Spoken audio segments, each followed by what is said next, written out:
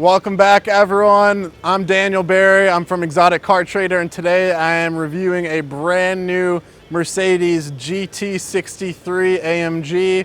This has been a long-awaited car and a big release for Mercedes on top of all the other big cars that they've released. Everything's redesigned. I'm going to show you around the car, show you some pros, some cons, and everything I enjoy about it. As you can see up front, new grille style, very modern, futuristic, and it's aggressive. The front end looks like a fully customized S63. It's got that sporty look to it, and you know that it's packing a lot of power when you look at it. This particular model has a ton of upgrades on the exterior and interior. This one has a full carbon fiber splitter on the front. You'll see the carbon fiber side skirts on the back and as well in the rear. The carbon fiber gives it that big, bulky, muscular race car look that it deserves. And the grille gives it the futuristic styling that I wanted to see out of Mercedes, and I'm glad they did. If you want to come around the side here, I'm going to show you the sloping in the back changes the whole thing. This thing's like the mullet of cars. It's got one style up front. It's got a difference in the back. The back end looks like something that you'd have for like an everyday mom car, but it works. I think they did a really cool job on the lines on it. It's a long car. If you stand next to it, you get an idea of how long this car is and how much room it takes up. But it doesn't feel that way when you're driving it. It's not overly bulky, and you definitely have a really great performance aspect mixed in with the size. If you're gonna compare these cars, I would say a really cool competitor would be the new Panamera Turbo, or maybe even the S-Class. On the side, you'll see these brakes are serious. It's got drilled and slotted rotors in the front and the back, massive AMG brake calipers, and the tires too, the Michelins that they put on them have some serious size to them, so you could put all that power down on the road. The little accents are what gets me on this car. Even the vents here on the side, which are actually fake vents, but it looks cool. All the way to the side skirts, all carbon fiber. That's an add-on, but it's a cool accessory to have for a car that's got this kind of style. Come on inside. This is the biggest thing to me. The inside is fully modern, fully upgraded.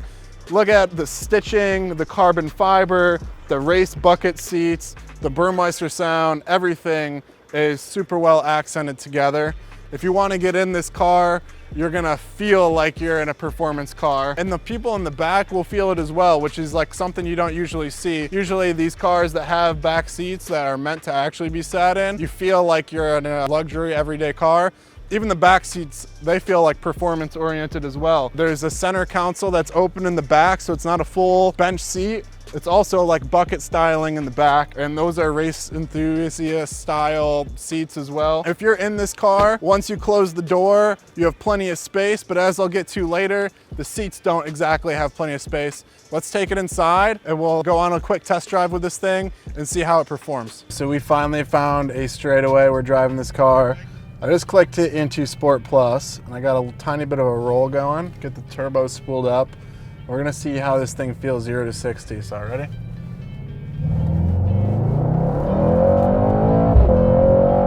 Oh my God.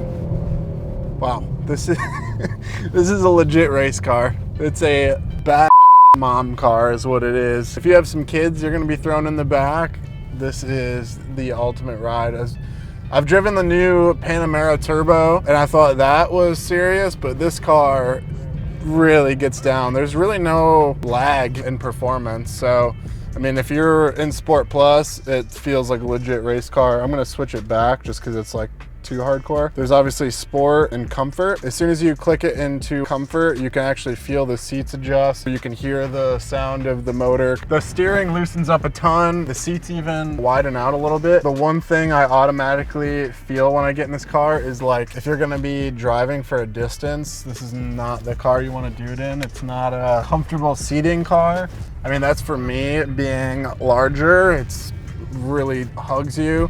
I know people that are more like into the race enthusiasm thing, they're gonna like it because it's like legit race seats. But if you're like a bigger guy, it's not extremely comfortable. That's the one thing I'm gonna say. This car, the interior is literally if the brand new G63 and the GTS had a baby together. It's got the display, the two large LED screens, display like the new G-Wagon has, which is really cool. Really like technology advanced. The center console is massive and kind of in your face. Like the GTS. So I think it's actually identical, but the one thing I noticed about the center console here is everything's digitally displayed on here. There's really no analog stuff. Even the displays on the steering wheel are digital, where you could adjust the settings with like a really simple twist of a knob from Sport, Comfort, Sport Plus. You'll see it digitally change on the steering wheel as well as on the dash. They did a really good job with kind of rounding out the inside of the car, so you do have space with like your arms, shoulders, overall size between passengers. The setup they have with Burmeister sound, all the carbon fiber, which is an add-on for this car. I think, you know, the carbon fiber adds almost $20,000 because it's on both the interior and exterior. But all that is like beautiful. The suede on the headliner is really cool, just to give it more of that performance street race, or I guess track racing style. As far as the technology goes, there's nothing this car's lacking that I'm like thinking, oh, maybe it should have gone this way. This particular one doesn't have heads-up display. I'm sure that's an option. Everything's like right in your wheelhouse right here. It's really easy to handle. They have the touch mouse pad that you can swipe through, adjust your music. Obviously all your controls for the AC and heat are right here. As far as technology, they did a great job, like I had said in the G-Wagon review, kind of making everything look a lot more updated. There's no random screen that's sticking out of the dash anymore. It's all flush. This has the digital gauge cluster. It's not analog anymore. As far as performance goes, 10 out of 10 performance. If you want something that's fast, this is it. I would rate it higher than the Panamera Turbo. I think it sounds better. I think it performs better. It handles better. This thing overall, you know, is a legit race car, and you're gonna feel it. It's a big car, but there's no lack of performance or speed.